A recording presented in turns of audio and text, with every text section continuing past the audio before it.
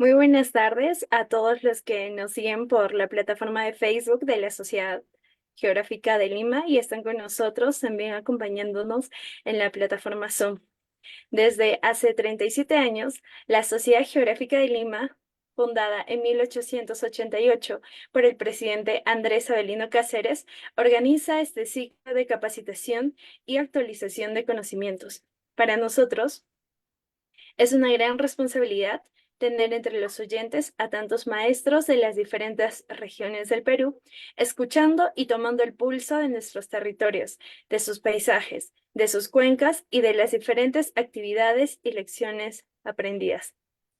El núcleo de la temática de este año es Fronteras y Territorios de Desarrollo e Integración, para lo cual vamos a contar con la participación del magíster Jerónimo Charela y el doctor Luis Oliveros. A continuación voy a dar el pase al magíster Javier Locio para dar las palabras de bienvenida. Magíster Javier Locio, usted tiene la palabra. Muchas gracias, Betsabe. Bueno, efectivamente, en principio, agradecerles a todos por su participación en estas jornadas de actualización de conocimientos en geografía, que este año, como se ha mencionado, van a estar enfocadas en el tema de frontera, ¿no? Este es un espacio de mucha importancia para el país, ¿no? Dado pues que si miramos solamente el ámbito distrital de la frontera, estamos hablando de 84 distritos fronterizos que en términos de territorio implican un poco más del 25% del ámbito nacional, ¿no? Que es un espacio que se encuentra en interrelación, en actuación con los países vecinos, recibe influencia, pero también influencia a los países vecinos, ¿no? A la sociedad y las economías de los países vecinos. Entonces es un espacio de especial importancia para el país que no está adecuadamente estudiado, valorado y que justamente eventos como el que asistimos el día de hoy y a lo largo de todo el año van a permitirnos poder apreciar, conocer las dinámicas que se llevan a cabo en la frontera, poder entender también que al otro lado de la misma tenemos a un socio, ¿no? Con el cual podemos interactuar, podemos aprovechar oportunidades, pero que también obviamente representa una serie de retos que hay que asumir y hay que enfrentar de manera adecuada. Entonces, las charlas de este año van a estar enfocadas en este tema, nos van a permitir tener una mejor idea de cómo son las fronteras, cómo funcionan, cómo se desarrollan, pero también cómo es esa interacción con los países vecinos. Y para ello, para poder manejar, digamos, los elementos básicos desde el inicio, es que la sesión del día de hoy, que tenemos a cargo de dos importantes expositores, y la siguiente semana, las siguientes 2 semanas, nos van a permitir abordar los conceptos básicos que están alrededor de la temática de la frontera, ¿no? Entonces vamos a poder hablar de cuál es la relación entre frontera y límite, qué es el desarrollo, qué es la frontera en sí, cómo se define, qué es el desarrollo fronterizo, qué es la integración fronteriza, y otros aspectos más conceptuales que nos van a poder permitir entender mejor, apreciar mejor, valorar mejor las siguientes sesiones en las cuales sí ya vamos a ver los diferentes espacios fronterizos, no solamente en el caso peruano, sino también de otras regiones a nivel mundial, de Europa, Centroamérica, Mercosur, y luego entrar ya a la temática de las dinámicas fronterizas, ¿no? Las dinámicas de integración fronteriza, de desarrollo fronterizo, aspectos sociales, económicos, culturales, comerciales, ambientales, como no, que se llevan a cabo nuevamente en el territorio peruano, pero también en otros ejemplos a nivel mundial, ¿no? Entonces, yo creo que va a ser unas jornadas bastante productivas, bastante interesantes para todos, y les deseamos que los aprovechen de la mejor manera, ¿no? Entonces, sobre esa base, damos por inaugurada la sesión de hoy día y lo dejamos con Betsabe para la presentación de los expositores del día de hoy, ¿no? Muchas gracias. Muchísimas gracias al magíster Javier Lucio por las palabras de bienvenida. Y a continuación nos acompaña el magíster Jerónimo Chiarella. Él es licenciado de Geografía por la Pontificia Universidad Católica del Perú y magíster en Ecología de Montaña y Adaptaciones Humanas por la Universidad de Bergen, Noruega. También cuenta con un diplomado de posgrado en descentralización y gobiernos locales por la Pontificia Universidad Católica del Perú. Su experiencia laboral abarca 20 años, lleva trabajando en instituciones públicas y privadas, entre las que se encuentra el Ministerio de Educación, el Ministerio del Ambiente, la Presidencia del Consejo de Ministros, CONDESAN y el Programa de Naciones Unidas para el Desarrollo, entre otras, principalmente en temas ambientales y territoriales. Actualmente es el coordinador del proyecto de la Sierra al Mar, implementado por el Centro para la Conservación y Sostenibilidad. Magíster Jerónimo Chiarella, bienvenido, usted tiene la palabra. Bien, muchísimas gracias, Betsabe. Buenas tardes con todos. Primero que nada, agradecer a la Sociedad Geográfica de Lima, especialmente a Javier, a la doctora Katarzyna, por la invitación para contar un poco los aspectos relacionados a límites, territorios y fronteras que he venido abordando a lo largo de mi carrera, ¿no? Voy a compartirles la presentación. ¿Me dejan saber, por favor, si pueden observarla? Sí se puede visualizar. ¿Sí? Perfecto, muchas gracias. Bien, entonces como les comentaba, la idea de mi presentación es poder explicarles un poco, digamos, las cuestiones sobre bordes, límites y fronteras que he visto durante mi carrera y particularmente en el momento en el que estuve trabajando en la presidencia del Consejo de Ministros, en la Secretaría de Demarcación y Organización Territorial. eh, Experiencia sobre todo vinculada a los procesos de demarcación y organización territorial del territorio peruano, ¿no? Entonces, perdón, aparecen las...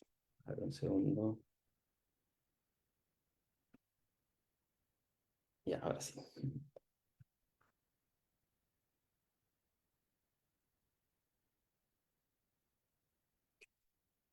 Bien. Entonces, lo primero que habría que decir es que, bueno, en líneas generales nos encontramos en un mundo borderizado, ¿no?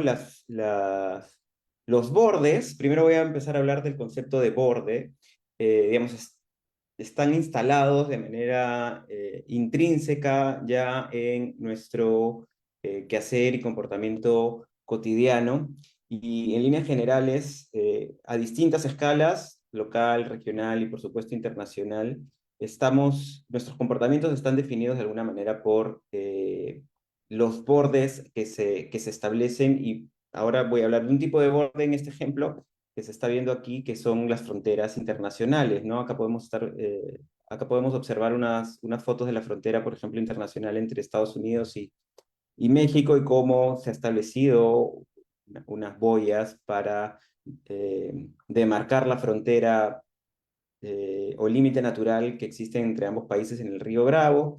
La de la derecha, la número 2, es la frontera entre Macedonia del Norte y Grecia para evitar el paso de refugiados. Y la 3 es la frontera entre Israel y Cisjordania, ¿no? En Palestina, bueno, ya todos conocemos el caso, ¿no? Pero a lo que iba con esta introducción es que estamos definidos, o nuestro quehacer está definido por los bordes, límites y fronteras que establecemos como sociedad, ¿no? Y hay una larga discusión conceptual bastante interesante sobre qué cosa es un borde, qué cosa es un límite, qué cosa es una frontera. Eh, vamos a empezar por la noción de borde. En realidad, esta noción de borde, como señalaba hace un momento, es intrínseca al entendimiento del territorio y se puede observar en distintas escalas y dimensiones, ¿no? Inclusive escalas personales, nosotros establecemos en nuestro espacio, digamos, más reducido, nuestra casa, por ejemplo, bordes para realizar nuestros quehaceres cotidianos al interior de la casa, ¿no? Tenemos un espacio para trabajar, otro para dormir, otro para cocinar, y ese es un ejemplo clarísimo de cómo a la microescala podemos establecer ya estos bordes para definir nuestras actividades, ¿no? Y es básicamente porque necesitamos diferenciar espacios con distintos significados sociales, políticos, económicos o culturales, ¿no? Y esto lleva a que nos encontremos a diario con diversos bordes, ¿no? Tanto formales como bordes que no necesariamente están señalados expresamente. Y esto hace en realidad que la creación y existencia de bordes en el territorio sea indispensable para establecer nuestras dinámicas sociales, ¿no? Las que están involucradas con nuestra propia existencia, ¿no? Eh, y bueno, cuando los bordes se intentan trazar para saber exactamente cuál es el espacio que estamos, cuando estamos dejando un espacio y estamos entrando a otro, ¿no? Digamos, en estas discusiones conceptuales ya se habla del concepto de límites, ¿no? Entonces el límite en realidad es un trazo del borde para que estos espacios puedan adquirir su funcionalidad y podamos darle sentido a la percepción que tenemos sobre estos en, con una separación muy clara, ¿no? Y que nos permite además controlar estos espacios, separarlos unos de los otros o darles un sentido digamos, que tiene que ver con el quehacer de nuestra vida diaria, de nuestra cultura, de nuestra sociedad, ¿no?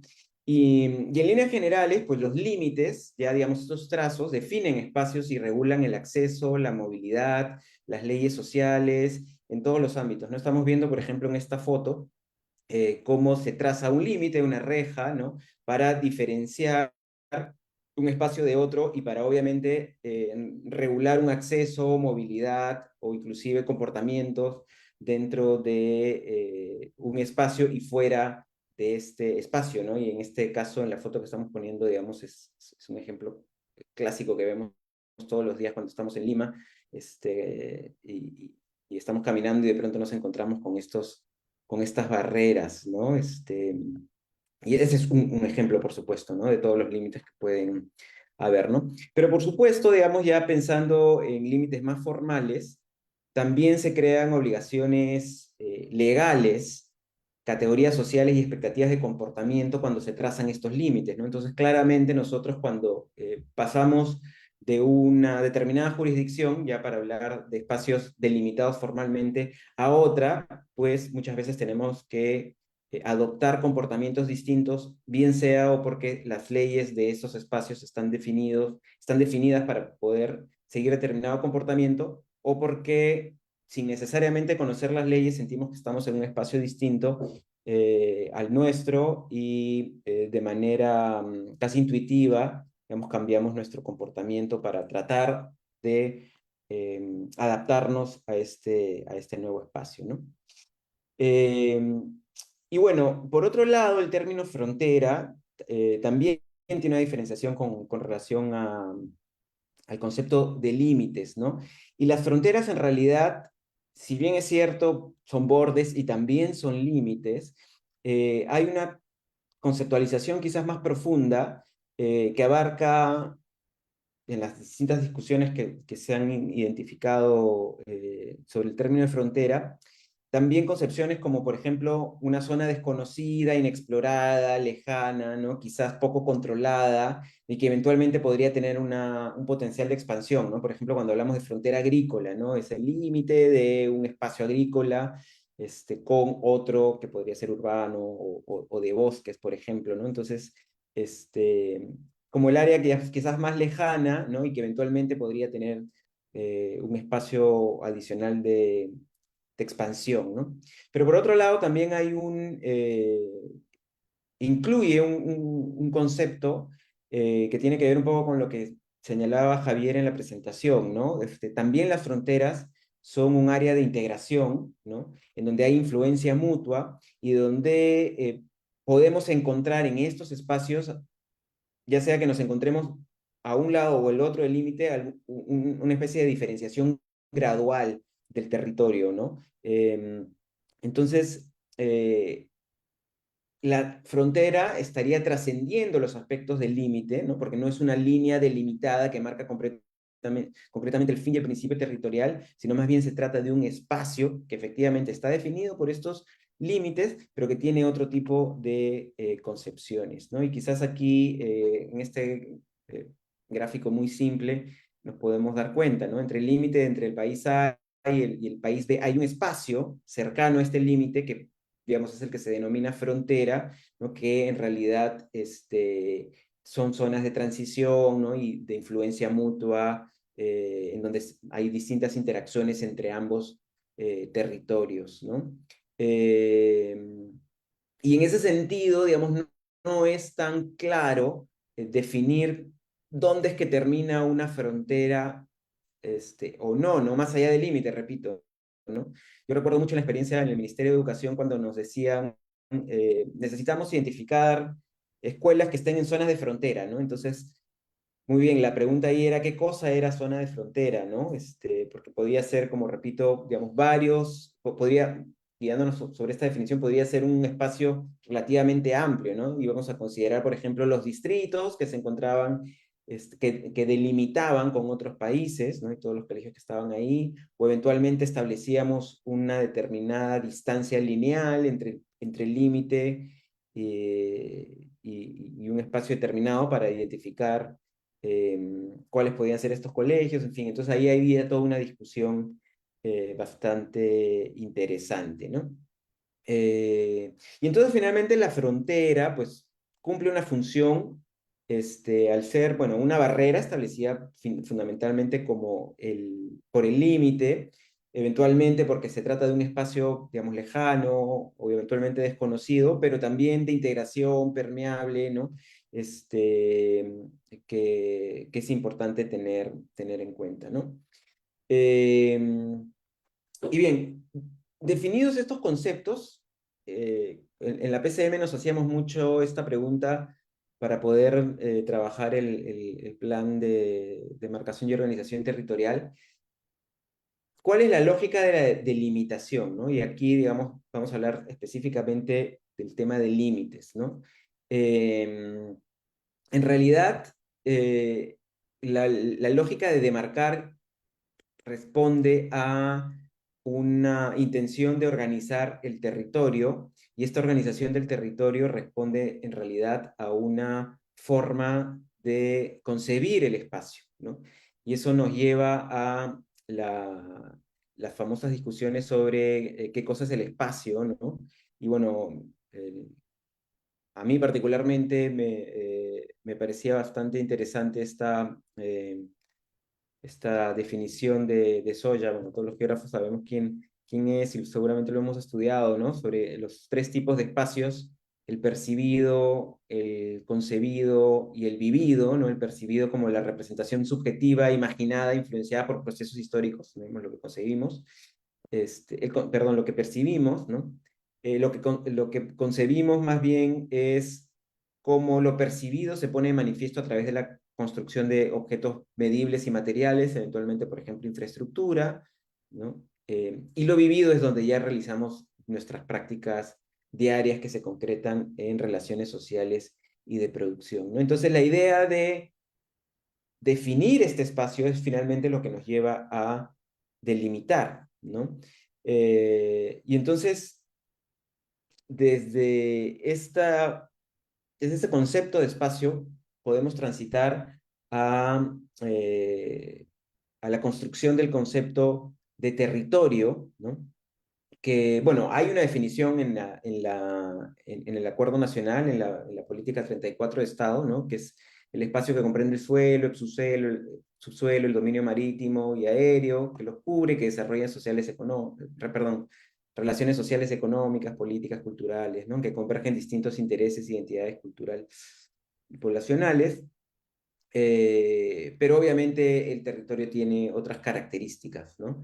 Y algo muy importante es que genera un sentido de pertenencia, ¿no? Que es finalmente lo que lleva a su delimitación. Nosotros nos sentimos parte de un territorio, ¿no? Y en tanto parte de un territorio necesitamos saber hasta dónde llega este territorio, ¿no? Hasta dónde podemos ejercer nuestro poder, nuestra autoridad, y hasta dónde podemos organizarlo y administrarlo, ¿no? Y en ese sentido la puesta en práctica de este poder es el ejercicio de la territorialidad, eh, que se manifiesta a través de las prácticas que conllevan al Estado, a la sociedad, al espacio para lograr la organización y la gobernanza esperada, ¿no?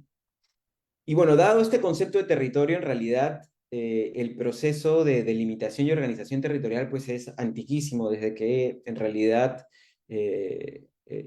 empieza la existencia del ser humano en la tierra, ¿no? Porque si bien es cierto, digamos, cuando éramos cazadores y recolectores, eventualmente, digamos, los espacios, la extensión de estos espacios en donde se cazaba y se recolectaba podían ser difusos. Eventualmente sí se establecían, por ejemplo, acceso exclusivo a áreas de caza, a recursos, ¿no? Y había eventualmente una demarcación de límites con rocas o árboles, ¿no? Luego, por supuesto, cuando ya pasamos a hacer sociedades agrícolas, pues se establecen los primeros asentamientos, ¿no? En el primer caso, pues los primeros habitantes de la tierra pues eran nómades, ¿no? Entonces, pero cuando ya ingresamos a las sociedades agrícolas, a la época de las sociedades agrícolas, y se establecen los primeros asentamientos, crecen las poblaciones y surgen las primeras ciudades-estado, obviamente hay ya una necesidad mucho más marcada de establecer cuáles son los límites de un determinado territorio, ¿no? Porque eventualmente se delegan facultades, ¿no? Bueno, surgen los imperios, eh, y ahí la necesidad se hace mucho más latente, ¿no? Y por supuesto, ya cuando tenemos a las monarquías y al Estado-nación, pues los límites, la necesidad de delimitación y de demarcación, pues se hace claramente evidente, y de hecho, pues se establecen guerras, bueno, de religión, pero eventualmente por el control de territorios, ¿no? Y, y bueno, durante esta época hay un evento bastante importante que es la Paz de Westfalia, en donde los estados europeos acuerdan reconocerse como poseedores de autoridad exclusiva sobre territorios específicos, ¿no? Y en ese sentido ya la necesidad de establecer los límites es mucho más clara, ¿no? Sobre la base de tres principios, ¿no? La soberanía autónoma, solo los estados pueden participar legítimamente en diplomacia y en guerras, y obviamente hay una necesidad de trazar fronteras, ¿no? Para definir estos límites, ¿no? Y eso sería, digamos, a nivel internacional, ¿no? Pero en el caso peruano, digamos, si bien es cierto, las fronteras, digamos, en el Tahuantinsuyo estaban definidas por la extensión del imperio incaico. Ya con el virreinato, pues se establecen límites mucho más claros, ¿no? Para diferenciar los virreinatos españoles, y de hecho, bueno, la diferenciación con con el virreinato de Portugal, ¿no? Con el reino de Portugal, y por supuesto hay una lógica distinta ya cuando nos convertimos en república, ¿no? Durante todo este tiempo hay una serie de factores históricos, políticos, con momentos de rupturas en que permanentemente se necesita organizar el territorio, ¿no? Y estos, digamos, mapas son algunos ejemplos de ya en la época republicana cómo ha ido cambiando nuestro territorio, ¿no? Vean las diferencias que habían, por ejemplo, en nuestro territorio en el siglo XIX y en el siglo XX, ¿no? A inicios del siglo XX, ¿no?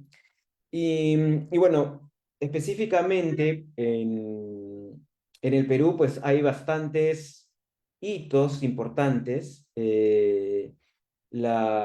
Por ejemplo, ¿no? La Constitución de Cádiz en 1812, ¿no? Que le da la representación a las colonias españolas para la elección de diputados y senadores con representación regional, y ya en la República, las constituciones de 1823, 1826, 1828, 1834 y 39 dividen al Perú en departamentos, que a su vez se subdividían sucesivamente en provincias, ¿no? Cantones, parroquias, ¿no? Y en realidad, bueno, esta división en departamentos es heredada de la división de las intendencias que había en el virreinato. Heredamos una organización territorial de la colonia española, y es a partir de ahí que empezamos ya como república a poder eh, trazar nuestro propio camino para la demarcación y organización territorial, ¿no? Y bueno, hay distintos momentos. En el 56, por ejemplo, se crea la provincia litoral, ¿no? Cuyo objetivo era dar entidad específica a zonas estratégicas. Pero bueno, ya las constituciones de 1860, 1867, 1920 y 23, pues mantuvieron los departamentos, provincias y distritos, ¿no? Y la especificidad de las provincias litorales. Eh, bueno, luego la Constitución del 26 pospuso, perdón, una ley específica de demarcación territorial, ¿no? Una tendencia en realidad que se mantuvo en las distintas constituciones del siglo XIX.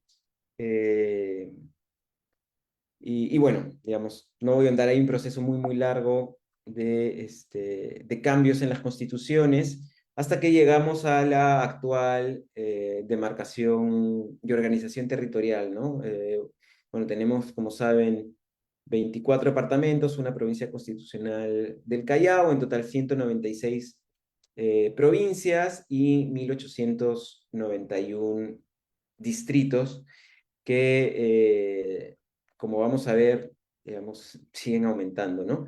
Este es un cuadro, un gráfico, perdón, de la evolución de la cantidad de distritos, perdón, de provincias en este caso, que hemos tenido desde la creación desde que somos república, ¿no?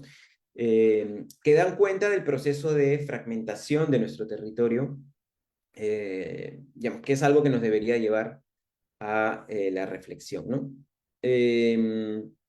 Bueno, al iniciar la República teníamos 26 provincias. Este número fue aumentando. El número más grande de creación de provincias lo tuvimos durante 1951 y el año 2000, en donde se crearon 57 provincias. Y bueno, de aquí, desde el año 2001 hasta el momento, se han solamente creado dos, ¿no? Lo cual habla de que este proceso de fragmentación, por lo menos a escala provincial, pareciera haberse detenido, ¿no? Eh, Cosa que no estoy tan seguro de que ocurra con el tema de los distritos, ¿no? Al iniciar la República teníamos casi 460 distritos y conforme fueron pasando los años, pues se fueron creando mucho más, ¿no? Entre 1951 y el año 2000 tuvimos 561 distritos creados, y desde el 2001 a la fecha ya vamos 65, lo que habla bueno, en todos los casos, salvo quizás entre 1822 y 1850, la creación de más de un distrito por año, ¿no? Y bueno, pues eso nos habla de un proceso de fragmentación bastante grande y sobre la reflexión de qué tan bueno o malo puede ser este proceso, ¿no? Y, y tratando de no alejarme un poco del tema de fronteras, digamos, si bien es cierto, bueno, tenemos una ley, la ley 27795, que hay una ley y su reglamento, ¿no? El reglamento ha venido cambiando permanentemente desde que se promulgó la ley en el 2002. Y la idea un poco de la creación de distritos iba de la mano de poder crear, por supuesto, zonas de desarrollo, eventualmente que pudieran mejorarse la falta de atención de ciertos servicios básicos en poblaciones eventualmente a las que no podían llegar estos servicios, ¿no? Y unas especialmente eran las zonas de frontera, ¿no?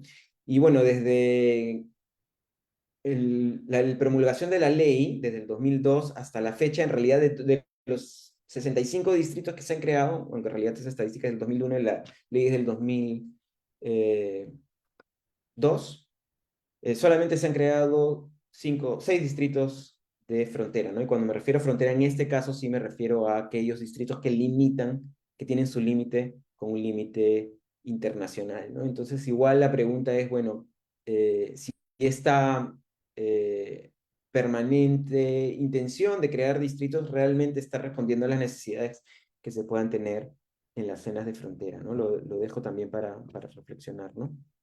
Y bueno, lo que se ha visto, digamos, en todo este proceso, y lo hemos visto con estas estadísticas, es que obviamente, hay claramente una fragmentación del territorio en unidades políticas administrativas cada vez más pequeñas, y por otro lado, y ahora lo vamos a ver también, hay una definición y demarcación de límites bastante defectuosa, ¿no? Toda la creación de distritos que hemos estado viendo, digamos, se reguló bastante luego de la promulgación de la ley 27795, pero antes de eso la delimitación de los distritos era bastante defectuosa, ¿no? Pero bueno, hablando de la fragmentación, pues básicamente las unidades de primer orden, que son los departamentos, vemos que no se han modificado en los últimos años, hay cierta estabilidad. Podría decirse lo mismo de las provincias, ¿no? Las unidades de segundo orden, pero son las unidades de tercer orden, los distritos, los que, por distintos factores, eh, permanentemente se están creando, ¿no? Y bueno, eso, como mencionaba hace un momento, pues nos lleva a la reflexión de qué tan necesarios son, ¿no? El mapa que ven aquí es de los distritos que no cumplen con el mínimo de población requerida según la normativa, eh, y vean la cantidad de distritos que tenemos, ¿no? Entonces, y por supuesto, todos estos distritos no son distritos que se han creado desde la ley de demarcación territorial, ¿no? Son distritos anteriores. Entonces ahí habría que preguntarse si en realidad lo que convendría es más bien fusionar distritos, ¿no? Pero bueno, es toda una discusión, ¿no? Y bueno, ya desde el siglo XIX, fines del siglo XIX, Raimondi hablaba este, este proceso, digamos, de fragmentación, ¿no? Y él tenía una opinión negativa sobre el particular, ¿no? Decía, no hay congreso que no cree algún departamento, provincia, distrito, y este continuo cambio trae consigo la confusión, ¿no? De manera que los mismos habitantes a veces no pueden retener las frecuentes divisiones y subdivisiones de la República, ¿no? Y es algo que pasa inclusive ahora, ¿no? Y en Lima, por ejemplo, ¿no? En algunas zonas no se sabe muy bien a qué distrito pertenecen los habitantes, ¿no? Que eso tiene que ver también con la inadecuada delimitación, ¿no? Y bueno, solamente, perdón, y ya para hablar de la demarcación defectuosa, ¿no? En el 2018, estos eran los números que teníamos sobre demarcación territorial, ¿no? Aproximadamente, por ejemplo, un 33% de las 300 colindancias interprovinciales y aproximadamente un 22% de las colindancias y departamentales solamente estaban definidas por ley, ¿no? Para que vean las dificultades que se han tenido para definir los límites, ¿no? Y, y obviamente el no contar con límites saneados pues afecta el ejercicio de una correcta gobernanza, ¿no? Territorial, ¿no? En tanto se carece de marcos de referencia necesarios para la adecuada gestión y administración. Y, por ejemplo, es difícil, ¿no? Lograr una adecuada o eficiente distribución del canon o el fondo de compensación o elaboración e implementación de proyectos de inversión pública en la administración de infraestructura, servicios, patrimonio cultural o natural, recursos, entre otros, justamente por estos límites no saneados, ¿no? Perdón. Y bueno, en realidad, la principal causa de esta delimitación o demarcación defectuosa es las leyes de creación de los distritos o de las provincias que no definían con claridad cuáles eran los límites de las distintas jurisdicciones, ¿no? Y obviamente esto generaba pues, controversias, o sigue generando controversias territoriales y de conflictividad social, ¿no? Y solamente les pongo dos ejemplos, ¿no? En la izquierda, ¿no? El distrito bueno, el pueblo de Calango, ¿no? Dice, ¿no? Por cuanto el Congreso de Ley, por el Congreso ha dado la ley siguiente, el Congreso de la República Peruana, considerando que la administración pública del pueblo de Calango, que cuenta con más de 2000 habitantes, ofrece serios inconvenientes por la gran distancia que le separa de la capital del distrito, se ha dado la siguiente ley: eríjase en distrito al pueblo de Calango, ¿no? Perteneciente al distrito de Chilca, de la provincia de Cañete, y nada más, no define claramente cuáles son los límites, y por supuesto, cuando nuevas poblaciones se crean y también tienen la necesidad de eventualmente de convertirse en distrito, pues al no haber estado definidos los límites previos, pues se tienen inconvenientes, ¿no? Y esta es una ley de 1887, ¿no? Y de igualmente una de 1875, ¿no? Dice, ¿no? Que es atribución legislativa hacer la división y demarcación del territorio de la República. Ha dado la siguiente ley: artículo único, elévanse al rango de distrito los pueblos de Sócota y Cochabamba de la provincia de Chota en el departamento de Cajamarca, ¿no? Y nada más, no se definían los límites. Y es interesante ver además aquí también porque en realidad consideran distrito a lo que, bueno, si lo queremos representar cartográficamente, lo que podría ser representado cartográficamente en un punto, ¿no? Y no como un área, ¿no? Porque está hablando de pueblos aquí, ¿no? Pero bueno, en fin, es lo que ha venido ocurriendo. Y también, pues aquí hay una reflexión de Pazoldán sobre el inadecuado proceso de demarcación en nuestro país, ¿no? Salvo casos muy particulares, señala, ¿no?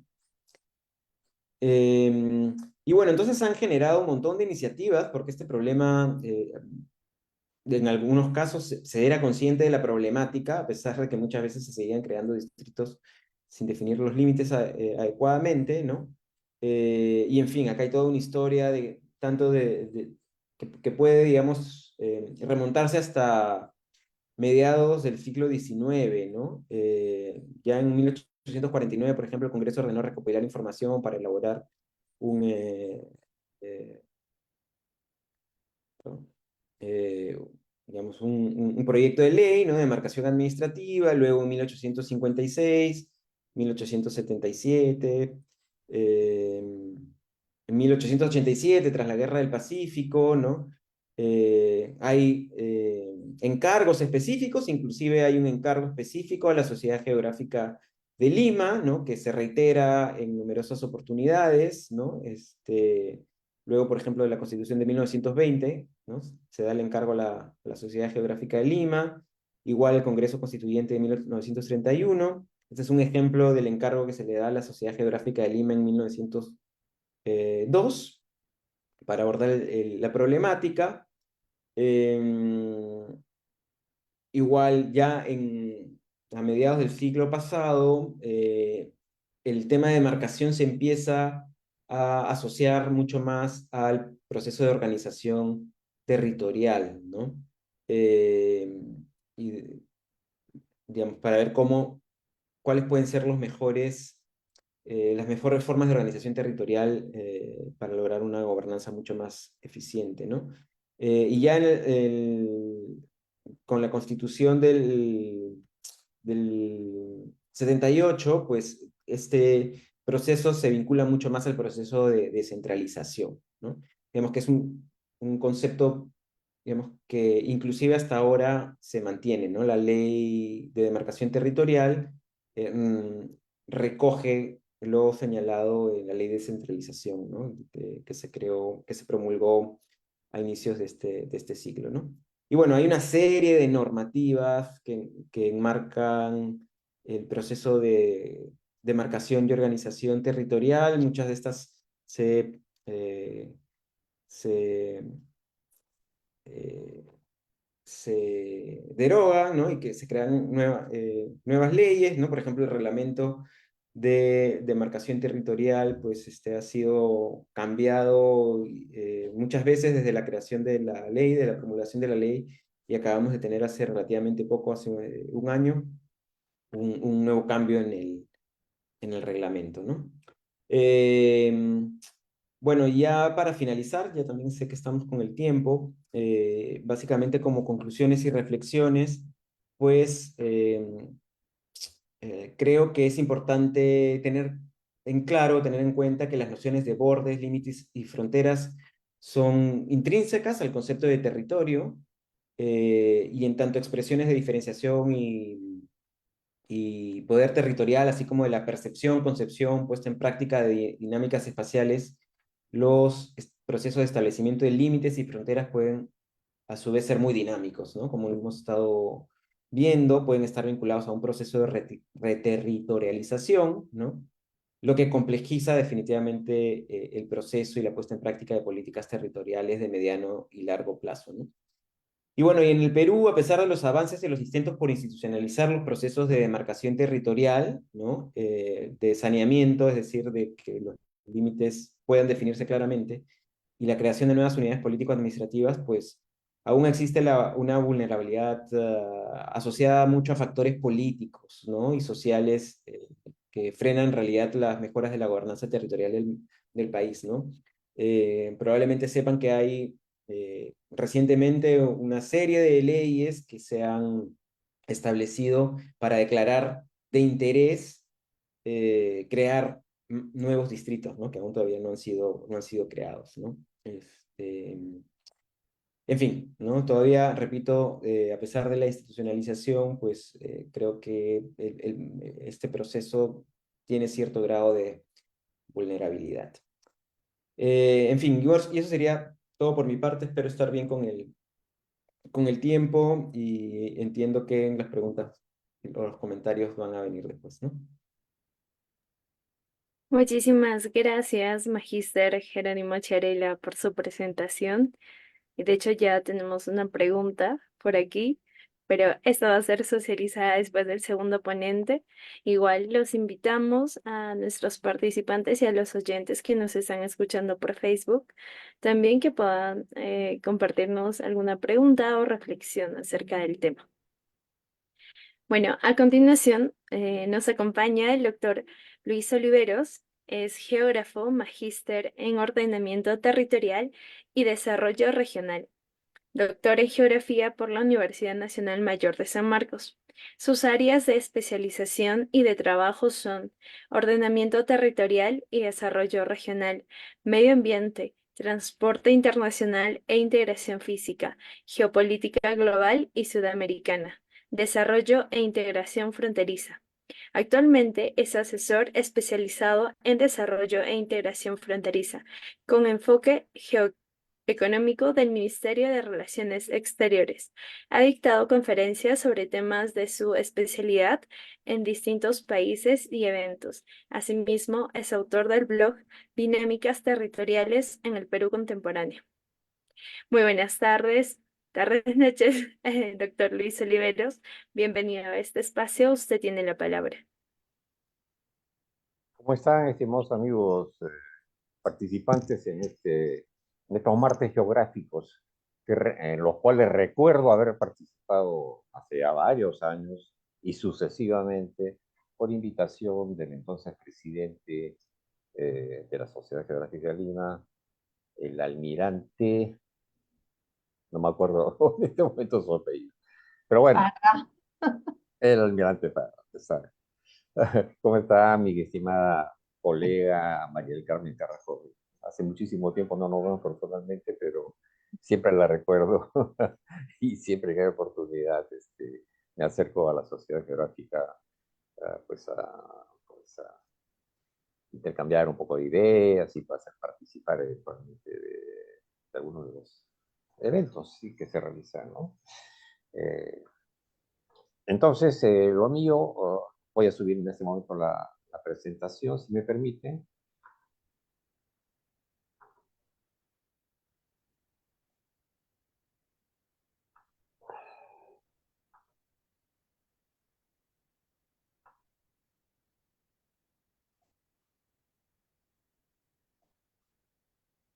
Sí, pero salió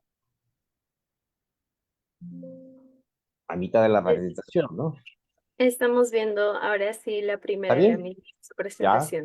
Sí. La primera lámina, entonces, tiene una serie bueno, no tiene un título propiamente, sino los componentes de estas dos primeras presentaciones que están relacionadas a los conceptos que nos parecen importantes que queden claros. Eh, digamos, la teoría de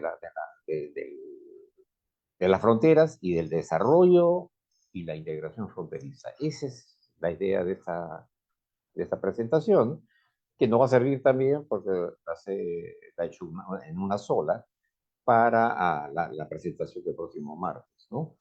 Eh, Antes de empezar a pasar las láminas y hacer estas explicaciones del caso, permítame como le dice, un pulicherry, no muy pequeño. Ya lo mencionó Benzame, pero lo vuelvo a recalcar acá, y es que eh, tenemos un blog que se llama Dinámicas Territoriales en el Perú Contemporáneo, ¿no? Ahí está la dirección para que puedan ustedes acceder en el momento que lo crean conveniente, y se trata de distintos temas de la realidad geográfica del país, ¿no? Eh, que eventualmente pueden resultar de interés y de utilidad, ojalá que fuera así, ¿no?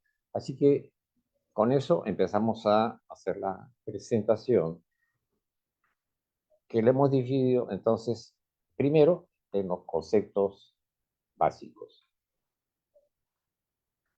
Yo creo que estamos involucrados en el tema de la frontera. Nuestro colega o amigo Chiarella dijo, creo que algo de 30 años, bueno, yo volví de Francia el año 76 y al año siguiente ingresé a trabajar en lo que fue el Ministerio de Integración, que duró muy poco y luego se fusionó con lo que ahora es el MINCETUR, ¿no?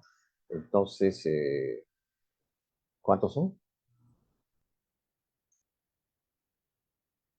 Más de 40 años, ¿no? Bastante más. Bueno, y se nos encargó participar en esto, en el tratamiento de estos temas, es decir, en cómo trabajar en lo que es el desarrollo de la frontera, pero también en lo que es la cooperación, la integración, la aproximación con los países limítrofes en los espacios fronterizos, ¿no? Entonces, desde esos tiempos estamos nosotros de alguna manera vinculados a este tema, al tema de las fronteras. Y creemos que cuando uno habla de fronteras en español, en realidad hay un poquito de imprecisión, ¿no? Nuestro idioma que es tan rico, pero sin embargo, yo digo fronteras, vamos a la frontera y estamos yendo, o estoy sugiriendo ir a un lugar próximo al territorio de competencia soberana de otro país, o estoy sugiriendo ir a la misma línea, al punto donde cruzo, doy un paso más y ya estoy en el otro país, ¿no es cierto? Entonces ahí viene un poquito de confusión que me parece que nuestro idioma se quedó un poco en esto, ¿no? Eh, por eso decimos como primera idea que el término frontera es bastante complejo de definición, ¿no? Eh, y cada persona o cada profesional y cada especialidad pues tiene su concepto de frontera y su vivencia de la frontera, ¿no? La frontera que entonces tendrá distinta sentido para un jurista, ¿no? un jurista en asuntos internacionales, ¿no? Para un empresario también, ¿no? La frontera existe, por supuesto, ¿no es cierto? Si yo tengo, por ejemplo, un eventual potencial mercado en el país que limita con el mío, voy a tratar de llegar con mis productos, ¿no? Porque soy un empresario, tengo que hacer negocios, ¿no? Y tengo que ver entonces cómo lograrlo. Las autoridades nacionales, regionales, locales también, cada uno lo percibe de distinta manera.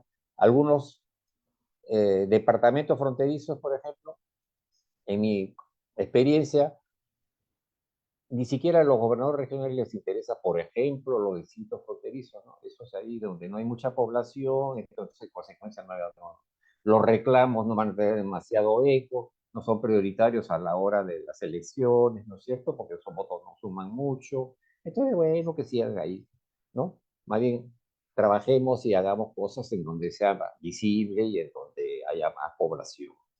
Poco esa es digamos, la mentalidad, ¿no?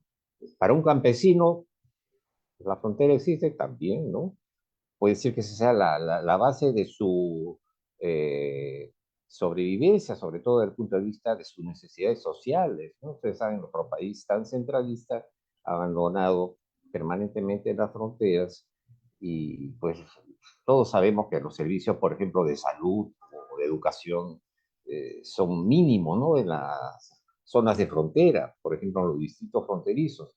Y un campesino o una persona que vive en el mundo rural, ¿no? Andino, amazónico, pues sabe que lo quiere, sabe que necesita darle educación, capacidad, buena salud a su familia, y eso a veces existe al otro lado del límite, ¿no? Pero no en el propio territorio del país. Entonces,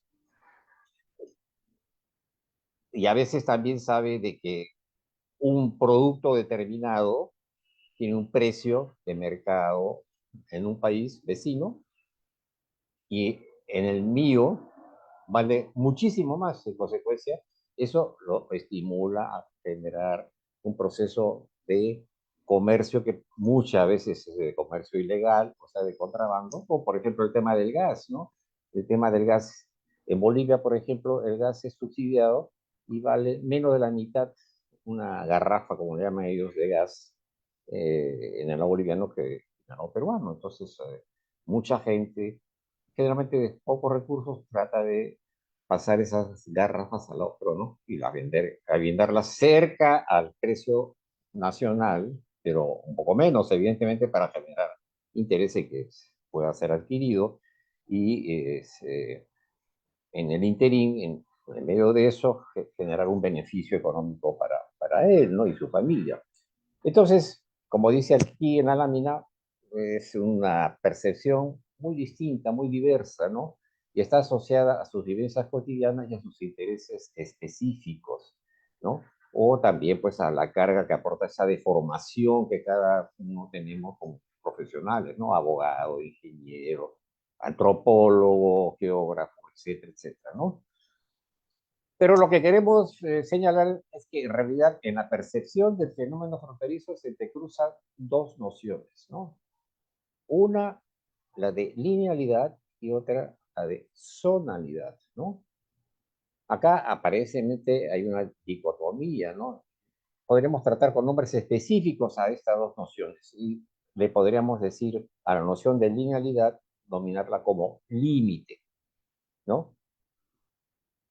Y esa línea está representada a veces por un accidente geográfico, por ejemplo, el curso principal de un río, el río Putumayo entre Perú, hace el límite entre Colombia y Perú. Si yo transito por la ribera derecha del río Putumayo, estoy en el Perú. Si transito por la ribera izquierda, estoy en Colombia, ¿no es cierto? Eh, Yendo en el sentido, obviamente, en el cual fluyen las aguas de este río. Eh, Entonces, esa es una manera como la linealidad está relativamente de manera fácil identificada, ¿no?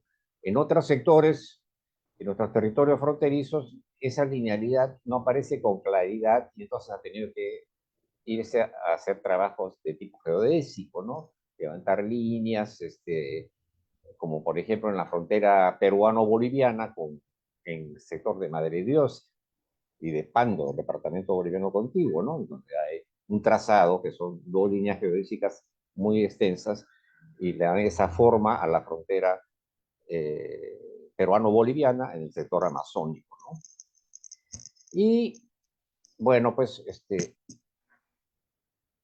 acá lo decimos así, ¿no? La linealidad puede ser definida como límite y la zonalidad como frontera. Entonces, el límite es una línea real o ficticia, ¿no? Puede ser la cumbre de una cadena montañosa, puede ser el curso de un río o del afluente de un río, ¿no? Eh, y la zonalidad siempre es un recorte territorial, una porción de territorio, y a eso en castellano o en español creo que es conveniente llamarlo frontera. Y decimos que en el idioma inglés sí existen dos términos que transmiten con precisión cada una de estas dos nociones, ¿no? Cuando hablamos de boundary, ¿no? Estamos haciendo alusión a la linealidad en inglés, pero cuando hablamos de border, estamos hablando de la zonalidad, ese recorte o esa porción de territorio, ¿no? Que definimos como fronterizo.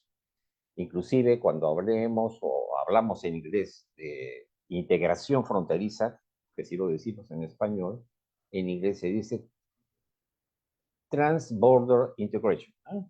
O sea, integración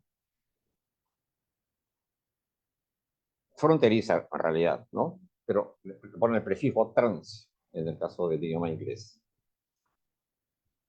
Veamos lo siguiente. Esto es una gráfica que de alguna manera también eh, quisiera contribuir con estas definiciones, ¿no?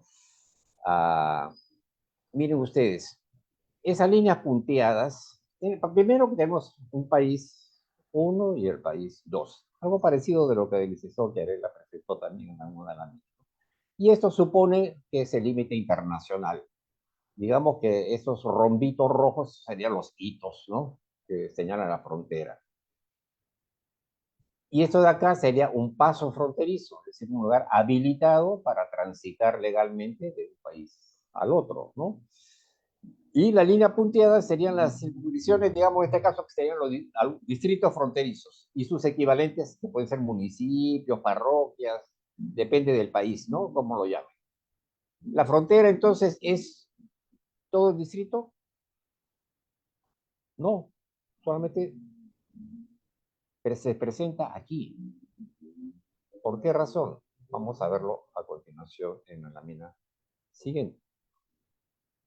Porque en una perspectiva de desarrollo y de integración socioeconómica, la frontera, más que ese recorte territorial, más que esa porción de territorio integrado por dos partes de dos países, ¿no? Más que eso, es la concreción de una intensa relación y hasta una interdependencia en las diversas manifestaciones de la vida en sociedad por cuenta de poblaciones asentadas a uno y a otro lado del límite entre dos países, pero hasta un lugar determinado.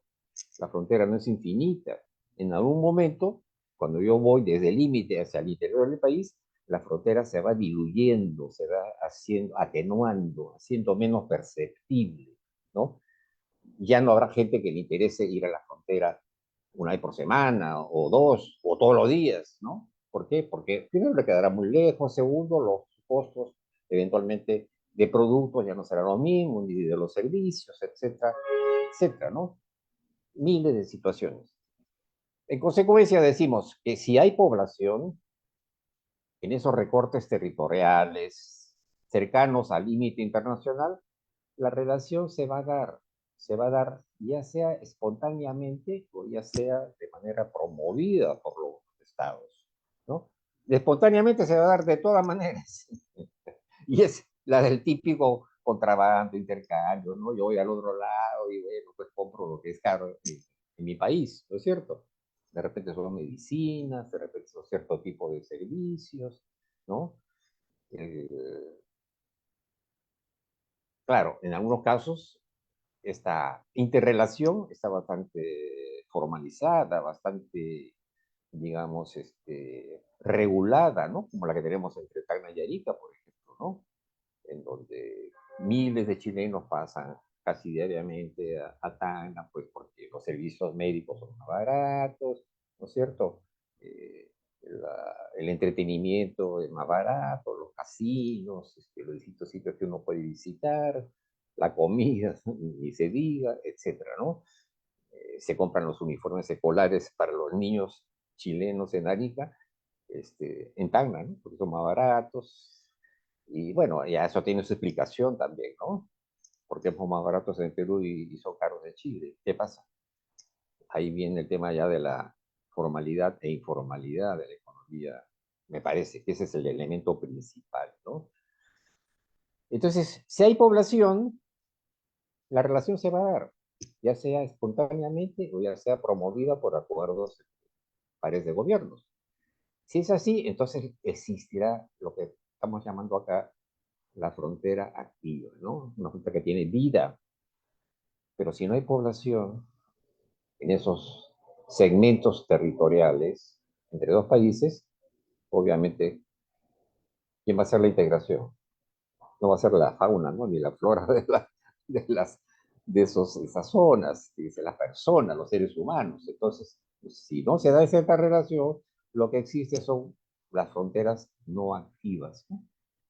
Espacios que eventualmente en algún momento podrán convertirse en dinámicos si, por ejemplo, se instala población, si, por ejemplo, se construye infraestructura vial, si, por ejemplo, se establece comunicaciones o telecomunicaciones, etcétera, etcétera. Y, por ejemplo, si es que hay productos o servicios atractivos para que la población pase de un lado al otro intercambie y adquiera productos del otro borde, ¿no? En resumen, la frontera siempre es un espacio de actuación compartida, ¿no? Tendríamos que poner un policía o un soldado al lado del otro para que las fronteras no funcionen cuando hay este tipo de estímulos que la van construyendo, ¿no? Entonces, esta idea me parece que es importante retener, que la frontera siempre es un espacio de actuación compartida. No basta con que yo sea, por ejemplo, habitante del distrito de Desaguadero, en Puno, porque mi vivencia, mi trabajo, mis ingresos, ¿no? Mis amigos, en buena parte seguramente son del otro país, de Bolivia, del desaguadero boliviano. Inclusive los alcaldes le han puesto a las dos poblaciones de Desaguadero en el Perú y en Bolivia, ¿no? Ciudad binacional de Desaguadero, olvidándose de que hay una línea limítrofe, que es en ese caso el río Desaguadero, que es el único efluente del lago Titicaca, ¿no? Que separa la jurisdicción de la soberanía de dos estados que son Perú y Bolivia, ¿no? Entonces, aquí se nos ha ido un título que es una suerte ya de pequeñas conclusiones, ¿no? Considerar que la frontera puede ser materia, no, vamos regresando, que la frontera puede ser materia de estudio e intervención con fines de desarrollo, conociendo solo uno de las partes, es decir, solo la parte nacional y no la del otro, la del vecino, significa poner en práctica una visión de una frontera que pueda acarrear serias deficiencias de apreciación, ¿no? Y la adopción de decisiones erradas en materia de políticas de integración fronteriza. Esos son los famosos planes de desarrollo pues, que los gobiernos provinciales, distritales y los mismos gobiernos regionales tienen que hacer. Los planes de ordenamiento territorial. Si no toman en cuenta cómo está organizado el territorio, qué potencialidades tiene, qué dinámicas favorables se pueden generar a partir de intensificar la relación con los actores del país vecino en un determinado espacio fronterizo, ¿no?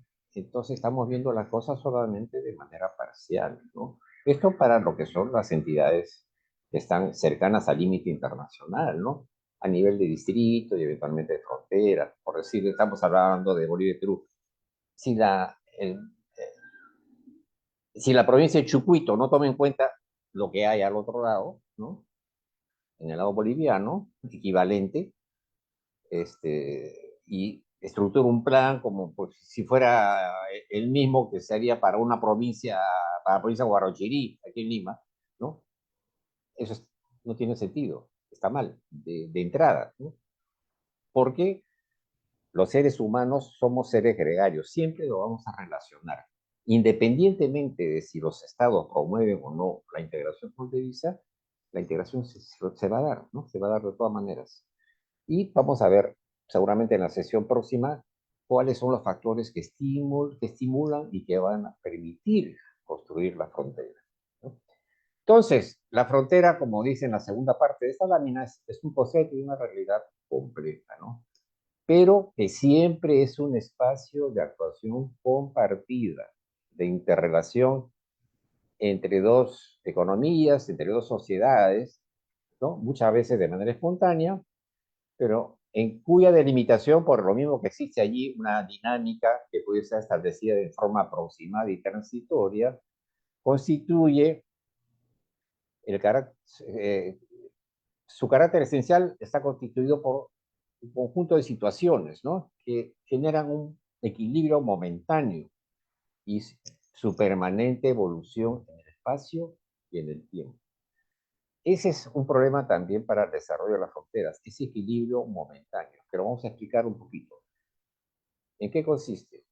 Miren ustedes, los gobiernos nacionales toman decisiones políticas, ¿no? Decisiones que se traducen en leyes. Por ejemplo, o decisiones, a ver, digamos, ¿qué pasa si el Banco Central decide devaluar la moneda? En vez de 3.7, digamos, soles por dólar, la pone a 4.4 soles y 20 céntimos por dólar. ¿Mm? Nuestros productos se vuelven más competitivos o menos competitivos en la frontera. Alteran inmediatamente la relación, ese equilibrio momentáneo que existía en frontera, ¿no es cierto? Y lo mismo no solamente en lo que es el tipo de cambio, sino pues materia de migratoria, en materia fiscal, impositiva. Si el IGB cambia, varía, eventualmente puede estimular o desestimular que yo haga inversiones en el otro país, ¿no? Si soy un empresario formal, propiamente. Por ejemplo, acabo de leer o enterarme que en Ecuador el IVA, que es el IGB nuestro, ¿no? Ha sido elevado del 12% en el que estaba al 15%, ¿no? 3 puntos más. O sea, lo aproxima más a lo que es el IGB peruano, que es 18%, ¿no es cierto?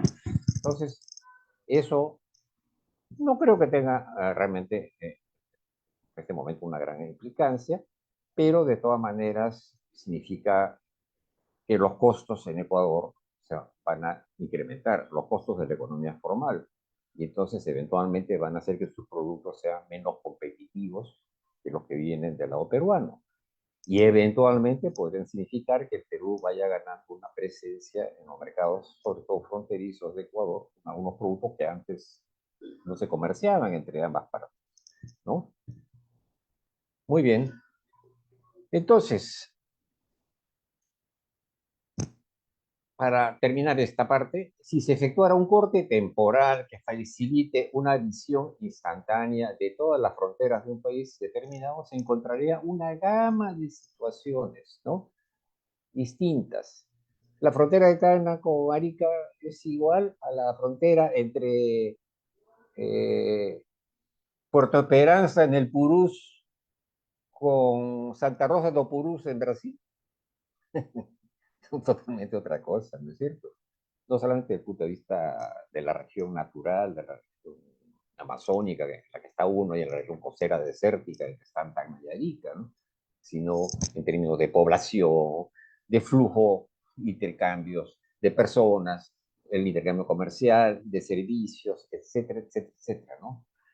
Entonces, se encontraría, como dice acá, una gama de situaciones individualizadas en su problemática, en la diversidad de las variables que la componen y en el distinto grado de articulación e integración, tanto interna como externa, existente. Esta interrelación dinámica que se configura con características específicas en cada sector de la frontera común a dos países puede ser catalogada como una situación de frontera. Hay muchísimas situaciones de frontera, entonces no todas las fronteras son iguales, ¿no es cierto? Lo que invita a establecer para cada país una tipología de fronteras o varias tipologías de fronteras, ¿no? Y sobre esa base construir eventualmente acuerdos que permitan llevar una relación lo más equilibrada y lo mutuamente beneficiosa para ambos países, ¿no? Y eso lo vamos a ver en la próxima sesión. La integración fronteriza no es que yo llego y me apodero del mercado del país vecino en determinada extensión, ¿no? Con productos, porque yo los produzco de manera más competitiva, mis precios son más bajos, mi calidad es buena, ¿no? Se trata de que ambas partes tengan costos, pero también beneficios, en ambos casos compartidos, ¿no? Si no, estamos construyendo algo que puede ser muy precario. Y la última parte que quería tratar el día de hoy, antes de pasar en la próxima sesión a ver lo que es desarrollo fronterizo, integración fronteriza y cooperación fronteriza, es tratar sobre la importancia de las fronteras en el mundo contemporáneo. ¿Por qué las fronteras son importantes? Antes lo eran, bueno, siempre han tenido alguna importancia, ¿no? Aún en la época de la etapa preindustrial, ¿no es cierto? Pero básicamente tiene una importancia política, ¿no? Porque los imperios, ¿no? Eh, querían demostrar que ellos tienen un dominio territorial mayor, ¿no? En un espacio geográfico, un territorio mucho más amplio sobre el que gobernar y ejercer el poder político, ¿no? Pero en el mundo contemporáneo creo que podemos hablar de tres situaciones por las cuales las fronteras son importantes. La primera, porque juega un papel central en la superación de los desequilibrios regionales, o lo que se llama básicamente Mercosur, las asimetrías del desarrollo, ¿no? Que las tenemos en todas partes, no solamente en las fronteras. Pero, ¿qué pasa si nosotros tenemos una frontera, digámoslo así, miserable, en donde la gente tenga un nivel de vida bajísimo, en donde no tenga acceso a servicios básicos, en donde no haya ni siquiera una posta de salud? Y si vamos, usamos la línea de frontera y vamos al vecino, al país vecino, resulta que existen esos servicios, ¿no? Servicios de salud, educativos, etcétera, etcétera. Hay provisión de bienes. Entonces, esa situación, esa simetría hay que tratar de atenuarla. No digo desaparecerla porque seguramente que ni nuestros tataranietos la lograrán ver, pero tenemos que trabajar en la perspectiva de que los espacios de frontera ganen presencia, ganen participación y no sean una carga como ocurre en muchos lugares de las fronteras nuestras, ¿no es cierto? Eh, ¿Cómo llegamos, por ejemplo, a Puerto Esperanza, en la provincia de Purús, en Ucayali? ¿Cómo llegamos? No llegamos. No hay modo de transporte que nos permita llegar. Teóricamente sí, ¿no? Alquilamos una avioneta en Pucallpa que nos lleva a Puerto Esperanza. O lo mismo, alquilamos esa misma avioneta que nos lleve a Puerto Breu. Puerto Esperanza está en el Alto Purús. El río Purús nace en el Perú, pero forma una subcuenca, ¿no es cierto?, que se distancia y va creciendo como ingresan otros ríos afluentes y se convierte en un gran río, en un gran afluente del río Amazonas, ya en territorio brasileño, en consecuencia navegable también, básicamente en el Brasil. En el sector peruano, aparte, básicamente en la naciente del río, ¿no? Igual pasa con Breu. Breu está en las nacientes de Yurúa, que es un río que nace en el Perú, pero se va hacia el Brasil directamente, ¿no? A diferencia, por ejemplo, del Ucayali, del Guayaga y del Marañón, que son los grandes formadores del Amazonas, el territorio peruano, a los que se suman los ríos que bajan del Ecuador, ¿no? El Santiago, el Pastaza, el Tigre y finalmente el Napo, que es un río muy importante, ¿no? Entonces, el problema de accesibilidad y de conectividad de las fronteras, sobre todo las amazónicas, nuestras, son las que determinan una situación de espacios realmente periféricos, ¿no? Que hasta ahora no hemos logrado superar. El cuadro social y económico de muchos territorios fronterizos es tanto o más crítico que el de los bolsones de pobreza existentes en el interior de nuestros países, ¿no? Yo me acuerdo en la época de Alan García, en su primer gobierno, se hablaba de estos departamentos hasta el sur andino, ¿no? Ayacucho, Apurima, Cusco, Puno, etcétera, ¿no? Como el área en la cual había que concentrar los esfuerzos para lograr sacar de la situación de pobreza y de marginación en la que se encontraba. Bueno, pero no se hablaba básicamente de las fronteras, ¿no? Pero ahora sí tenemos una, digamos, por lo menos tenemos un foro oficial, que es el Consejo Nacional de Desarrollo de Fronteras, en el que participan muchos sectores, sobre todo lo que tiene participación en lo que es el tema de la infraestructura, la conectividad y los servicios básicos para la población y para la actividad económica, ¿no? Algo se avanza, pero yo diría todavía muy lentamente para poder mejorar la situación de nuestras fronteras, ¿no? Entonces, acá hay un ejemplo, pero muy atrasado, de, vamos a encontrar unas cifras del año 2009 basada en, en las encuestas de hogares que se realizan, ¿no? Y que nos muestran cómo hace más de 10 años atrás, ¿no? 13 años atrás o 14 años atrás, eh, se mostraba de que de los 81 distritos del perímetro fronterizo, con más de 1 millón de habitantes ya en la actualidad, 42 eran pobres extremos y 32 eran muy pobres, ¿no? En función de las propias definiciones que maneja el Estado peruano. Es decir, hay un porcentaje muy alto con severa situación de pobreza. Entonces, es una prioridad superar las asimetrías estructurales y lograr la cohesión social, atacando la situación de pobreza prevaleciente en muchos sectores de las fronteras. Mientras las fronteras sean un campo de actuación conjunta de dos estados limítrofes y de los procesos de integración fronteriza que ellos promueven, se contará con una herramienta eficaz para ese propósito. En resumen, ¿por qué son importantes las fronteras? Primero, porque tenemos que porque ahí encontramos unas situaciones de asimetría, de pobreza, de miseria, incompatibles con las necesidades de la población en pleno siglo XXI, ¿no? ¿Por qué son importantes las fronteras? Porque a través de ellas también se puede fortalecer los procesos de integración subregional. 3 de las 5 países con los cuales limitamos son parte de la comunidad andina, ¿no? Ecuador, Colombia y Bolivia. Pero también tenemos esquemas de cooperación e integración bilateral, ¿no? En el caso, también con todos ellos, y además con Brasil y con Chile. Con Brasil justamente se están empezando a reactivar con este nuevo gobierno del señor Lula, ¿no?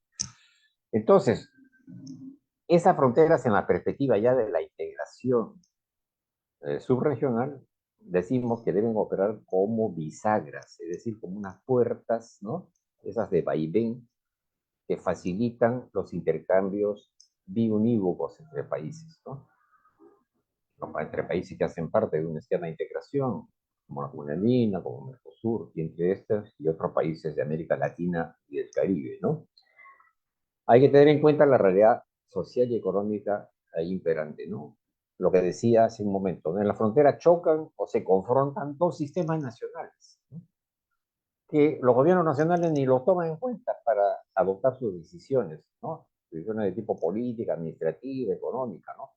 Y esas confrontaciones se traducen en diferencias en materia monetaria, fiscal, comercial, laboral, migratoria, de seguridad, etcétera, ¿no? Entonces, eso genera inestabilidad. Por eso hablábamos en una de las líneas iniciales de que en las fronteras existe un equilibrio momentáneo, ¿no? Nosotros hemos estado trabajando años atrás en la comunidad andina en los temas de la integración fronteriza, y veíamos cómo, por ejemplo, es tan dinámica la frontera colombo-venezolana, o era en esos años, ¿no?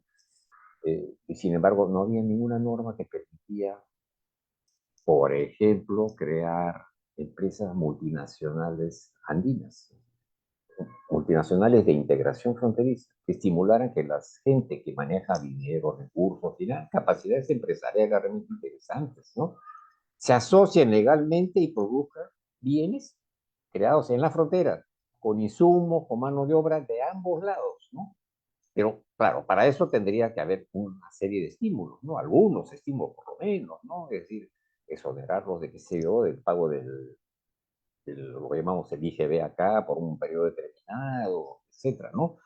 Veíamos cómo, por ejemplo, se fabricaban zapatos en el lado colombiano de la frontera, con cuero colombiano, pero con toda la parte, por ejemplo, bueno, no me acuerdo el nombre del material específicamente, pero digamos por decir los tacos o las suelas, que son derivados de la industria del petróleo, ¿no? Son plásticos, ¿no? Todo eso venía de los venezolanos. Y luego todo eso se vendía tanto de los venezolanos como de los colombianos, ¿no? Igual, jeans, pantalones, ¿no? Con insumos de ambos lados y que se confeccionaban en una u otra ciudad fronteriza venezolana y colombiana, que ha sido una frontera muy dinámica. Ahora con este gobierno, evidentemente, creo que la cosa ya no anda a ese nivel, ¿no? Eh, Allí también se hacen tangibles los mecanismos de la integración subregional, ¿no? El tema de la liberación del comercio, de la sanidad agropecuaria, la desregulación del transporte, que no tenga tantas exigencias, etc. Los beneficios de la integración en su conjunto pueden tener inicialmente efectos negativos en el modo de vida y en el nivel de ingreso de las poblaciones fronterizas, ¿no? ¿Por qué? Porque si abrimos el mercado, evidentemente eh, ya no va a haber ese, de alguna manera se va a equilibrar, ¿no? Los costos y las oportunidades de hacer negocios. Entonces, eh, tal vez la dinámica en la frontera se atenúe un poco, ¿no? Inicialmente, por lo menos, ¿no? Pero si tuviéramos unos regímenes creados en el marco de los esquemas de integración que estimularan que las empresas se instalaran en las fronteras o que funcionaran cadenas productivas eh, concatenadas, es decir, bien organizadas, ¿no? Por ejemplo, el tema del cacao, Javier lo conoce bien, ahí en la frontera colombo-peruana, ¿no? Se está trabajando todavía a una escala muy pequeña, pero eso tiene unas perspectivas de éxito a futuro realmente interesantes, ¿no? Eh, Ahora, lo que rematamos en esta idea de las fronteras en el contexto de los procesos de integración es que preparar a las fronteras para la integración no significa llevar a ellas una visión metropolitana, ¿no? Limeña, bogotana, ¿no? De lo que es el desarrollo, ¿no? Sino también desarrollar iniciativas para generar oportunidades de empleo productivo, incremento y diversificación de servicios de la zona e incorporación de producciones y servicios locales a las corrientes de intercambio.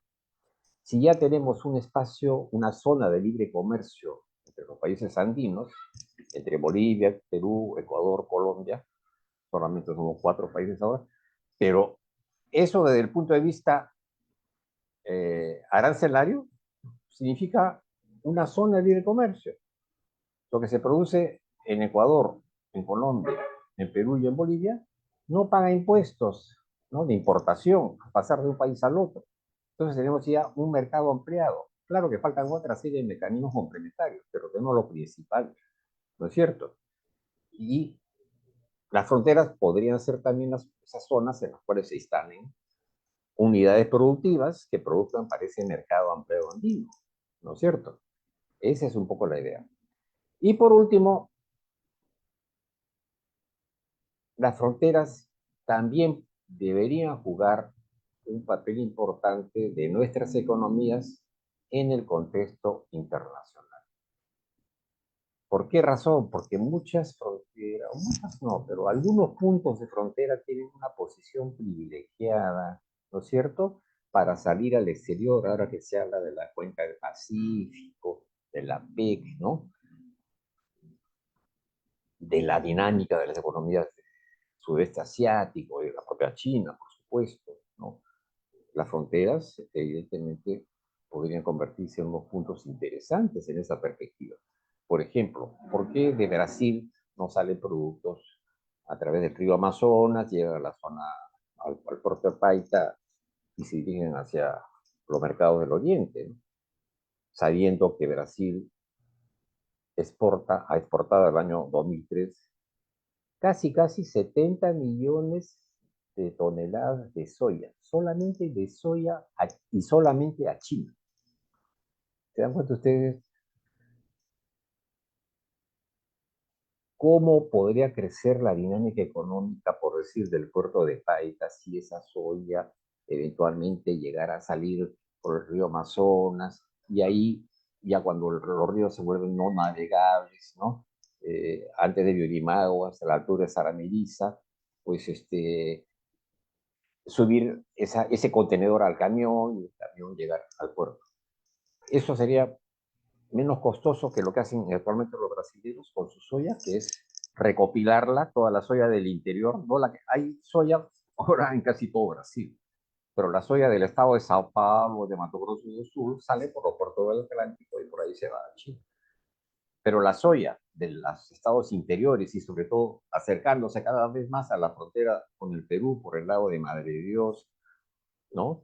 Es decir, los estados de Mato Grosso, Rondonia y Acre, se exportan a partir, utilizando, perdón, la vía fluvial del río Madeira, que es el principal afluente del río Amazonas, ¿no? Desde la ciudad de Portobelo, ahí es llevada como sea en camiones generalmente, pero luego entran a esas enormes chatas, ¿no? Que son empujadas por un remolcador 2.000 kilómetros más o menos hasta el puerto de Itacoatiara, que es en la boca del río Madeira con el Amazonas, y ahí es embarcado en barcos ya de gran calado de 60, 70 mil toneladas, sale por la desembocadura del Amazonas al Atlántico, ¿no? Rodea la costa de Venezuela y cruza el canal de Panamá para dirigirse a Chile. Entonces, eso sería más caro o más barato que traer la soya brasilera a un puerto sobre el Pacífico, que podría ser, por ejemplo, Hilo, ¿no? En el sur de Perú, pero es un puerto, ya sabemos, que todavía no tiene la capacidad para actuar a esa escala, ¿no? El puerto Chancay, que están construyendo Costco Shipping, una empresa china, aparentemente sí, pero ¿cómo atravesar, por dónde llegar con la soya brasilera a ese puerto para que ahí se vaya directamente a China, ¿no? En barcos que pueden transportar 18.000, 20.000, hasta 22.000 unidades de contenedor. TEU, por sus siglas en inglés, ¿no? 20 Foot Equivalent Unit. Eso es una cuestión todavía no resuelta. O Paita, a su vez, ¿no? Por el eje fluvial Marañón, Amazonas, podrían llegar productos y salir hacia los mercados internacionales y sobre todo China, ¿no? En la cuenca del Pacífico. Bueno, algunos corredores comerciales y ejes de integración y desarrollo, ¿no? Ejes que articulan regiones del interior continental con los puertos sobre los océanos del Pacífico y del Atlántico a través de la frontera, lo que debe propiciarse que éstas se consoliden como verdaderos espacios encrucijadas. Esa es la idea, ¿no? De que algunas ciudades y sobre todo puertos en las fronteras se active sobre la base del intercambio comercial, trasladando o siendo el puente entre las producciones del interior continental, ¿no? Y el interior continental nos referimos a lo que produce Brasil, a lo que produce el interior de Colombia y el interior de Bolivia, ¿no? Por ejemplo, Bolivia, un departamento de lo más grande de Bolivia es el departamento de Beni. El departamento de Beni tiene el doble de cabezas de ganado vacuno de lo que tiene todo el Perú. No saben qué hacer con el ganado. ¿A quién vender el carne? Y encima están limpios de la enfermedad, ¿no? Esta que impide las exportaciones de carne, ¿no?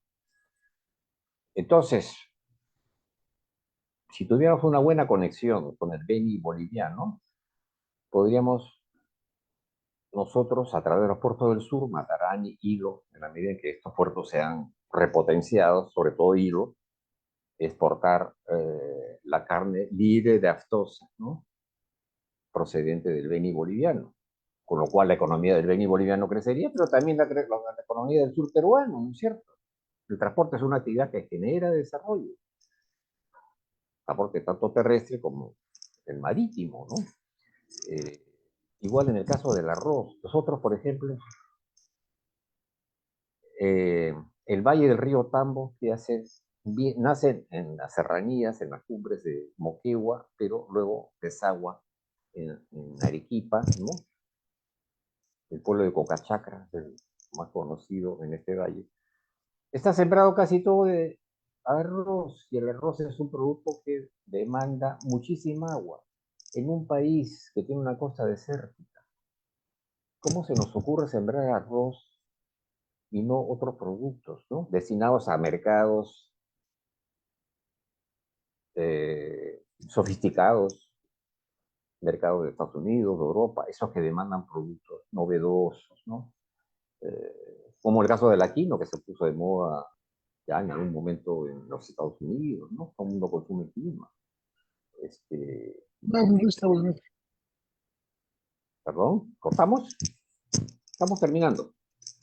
Entonces, por último, para esas regiones fronterizas, ¿no? Así por economías internacionales y emergentes, hay que diseñar unas políticas que permitan su incorporación en los circuitos productivos comerciales y de servicios conforme se ejecutan los proyectos de integración física, que son los ejes de desarrollo definidos en la Iniciativa para la Integración de América del Sur, ¿no? La iniciativa IRS, ¿no?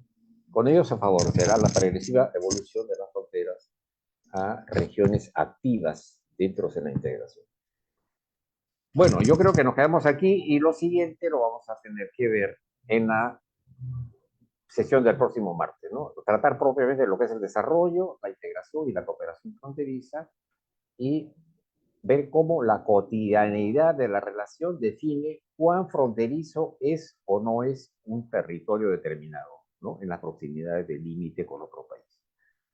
Nos quedamos aquí, le agradecemos su atención y esta presentación obviamente queda a disposición de la Sociedad Geográfica para su utilización.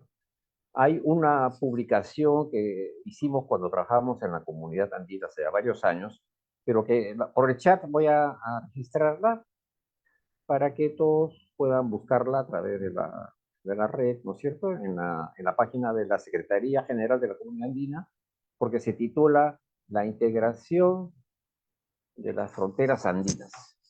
Y ahí van a encontrar muchos elementos seguramente de utilidad en el marco de este proceso, de este curso, ¿no? Anual. Muy amables por su atención. Muchas gracias. Muchísimas gracias, doctor Luis Oliveros, por su presentación. Y ahora vamos a compartir algunas preguntas que se han generado aquí en el chat. Bueno, voy a compartir la primera pregunta para nuestro primer ponente, Jerónimo Chiarella. La pregunta es, ¿cuál es su opinión sobre la razón detrás del lento progreso del proceso de demarcación territorial en el Perú, a pesar de contar con una normativa, estudios como EDZ, instituciones encargadas de este tema, como los gobiernos regionales, entre otros? Gracias. Bueno, efectivamente, el proceso de saneamiento de límites pues, es relativamente lento, es bastante lento. Yo diría por dos aspectos fundamentales, ¿no? El primero es que muchas veces los conflictos de límites están judicializados, ¿no? Y eso lamentablemente no permite que el proceso de saneamiento pueda seguir su curso, porque ya no depende, digamos, de las autoridades pertinentes, sino que, digamos, están en manos de del Poder Judicial, ¿no? Y eventualmente cuando no están judicializados los procesos, pues las, a pesar de que se siguen los procesos técnicos, pues muchas veces no hay un acuerdo necesariamente entre esos procesos, entre los procesos técnicos, los resultados de los procesos técnicos, y terminan primando las diferencias por sobre la parte técnica, ¿no? Y el segundo aspecto que tiene que ver es que efectivamente el proceso de saneamiento en límites se basa mucho en las capacidades de los gobiernos regionales y lamentablemente, y eso lo vivimos no solamente para el tema de saneamiento en límites, sino en general para la construcción de políticas públicas, pues la alta rotación de funcionarios en los gobiernos regionales o eventualmente la poca cantidad de gente que tienen para ver esos temas los gobiernos regionales, pues no es suficiente para poder solucionar el problema a la velocidad que se requiere, ¿no? Porque en realidad los procedimientos están claramente establecidos, eventualmente pueden haber algunas modificaciones cuando se cambian los reglamentos. Me consta que la Secretaría de Demarcación ha tratado de sacar guías, protocolos para que puedan guiar el proceso, pero aún estas dos causas están pesando bastante para poder acelerar el proceso, ¿no? Gracias. Muchísimas gracias. Ahora tenemos otra pregunta para el doctor Luis Oliveros, de parte de John Verón. Dice, el distrito del Cenepa tiene un amplio espacio sin población y por tanto sin interrelación con la población del lado ecuatoriano. ¿Ese espacio no se considera como frontera o se considera como frontera no activa? Claro, eso está definido dentro de las áreas prioritarias, ¿no? De tratamiento, o las áreas críticas de frontera. El asunto es que el distrito del Cenepa está, pues, de, digamos, la cordillera del Cóndor hace la frontera o límite internacional entre Perú y Ecuador en ese sector, ¿no? Entonces, desde el sector peruano, los vientos húmedos, alisios, se concretan en enormes lluvias y además del escarpado de la subida, ¿no? De la cordillera del Cóndor, tienen una vegetación sumamente densa, ¿no? Entonces, llegar desde el Perú al propio territorio peruano, que es el Limorchum Aquarum, el límite con Ecuador, es sumamente complicado. En cambio, a la vuelta de la cordillera, de la otra vertiente, ¿sí?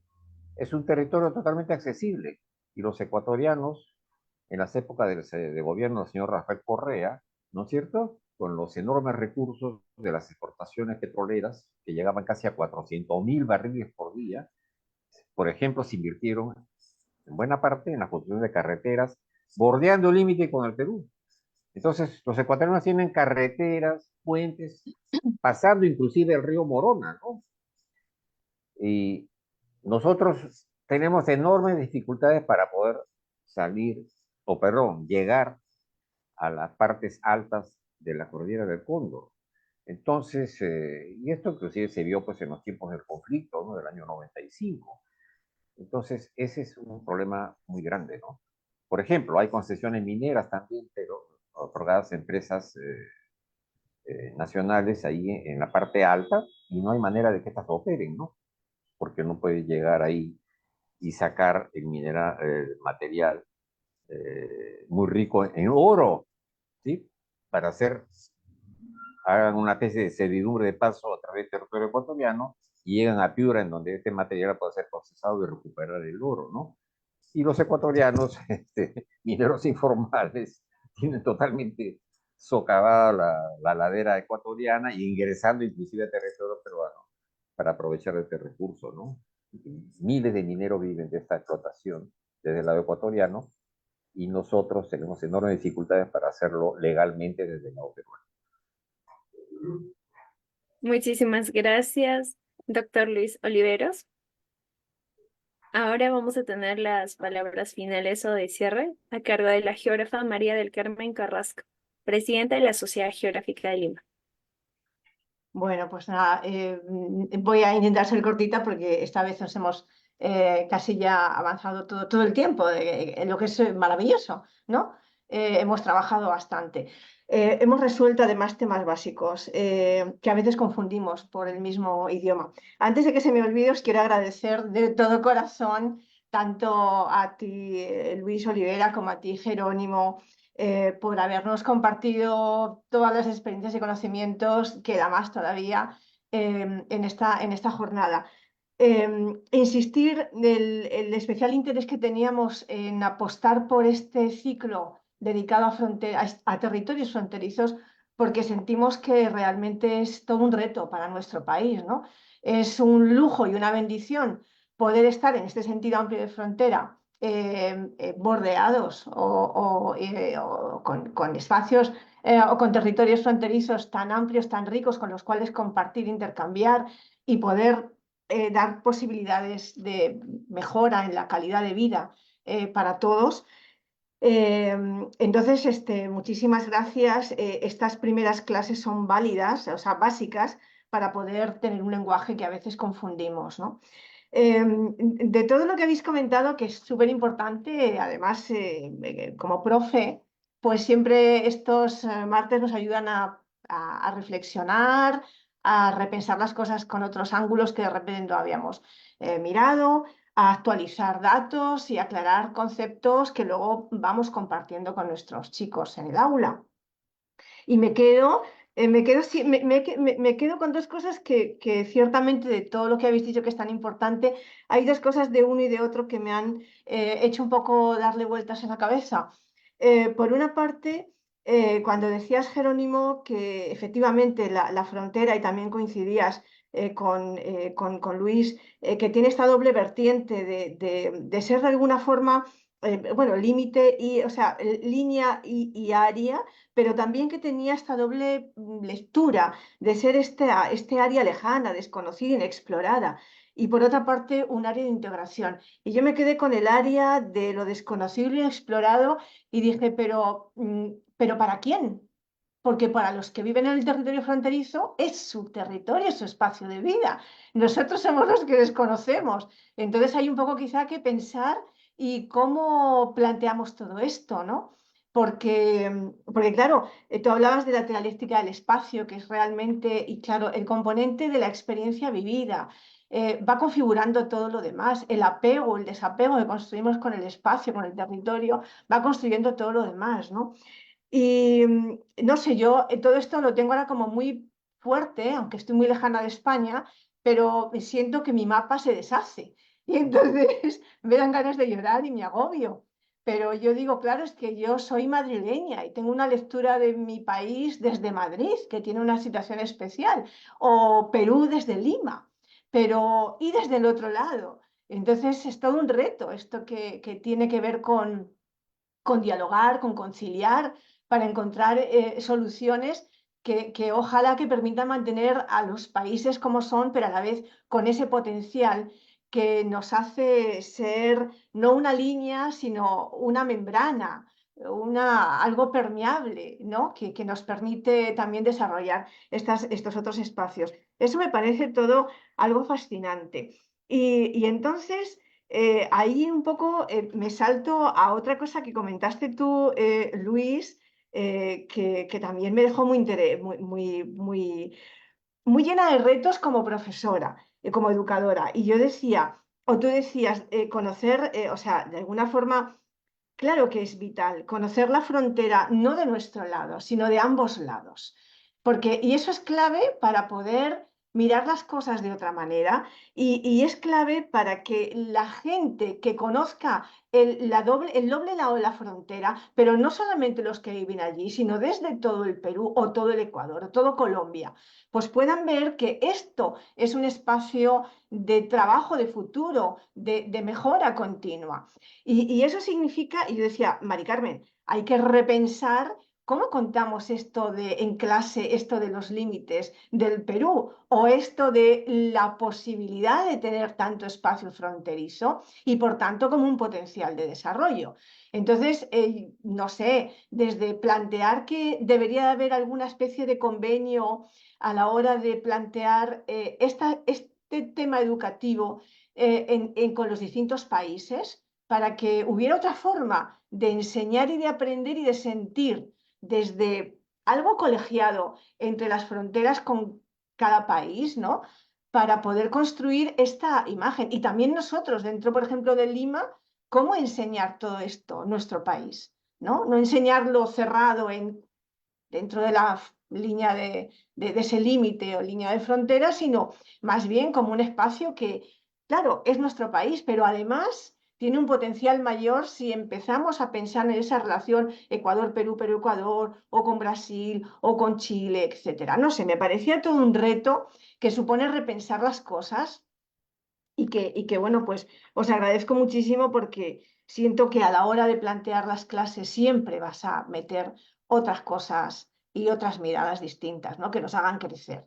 Así que, no sé, os agradezco, por supuesto, eh, a vosotros, agradezco a todos los que estáis acá. Siempre digo que aunque ahora seamos 26, como más de casa y los fieles de todo el Perú, de Arequipa, de Trujillo, que veo por acá, que siempre estáis compartiendo este espacio, luego esto crece mucho más cuando aparecen los que lo ven en tiempo sincrónico o posteriormente desde el YouTube o desde el Facebook. Así que esto es un espacio de aprendizaje, de enriquecimiento y os agradecemos muchísimo para que nos permitáis seguir siendo desde hace 36 años o 37, ya no sé ni en qué ciclo estamos, pues la sociedad, el vehículo que de alguna forma permite este espacio de encuentro. Muchísimas gracias a todos.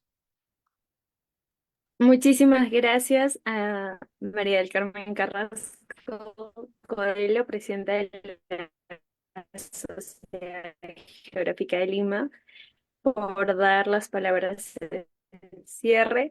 Gracias a nuestro Cerela, el doctor Luis Oliveros. Ha sido un placer y un gusto escucharlos y aprender de ustedes.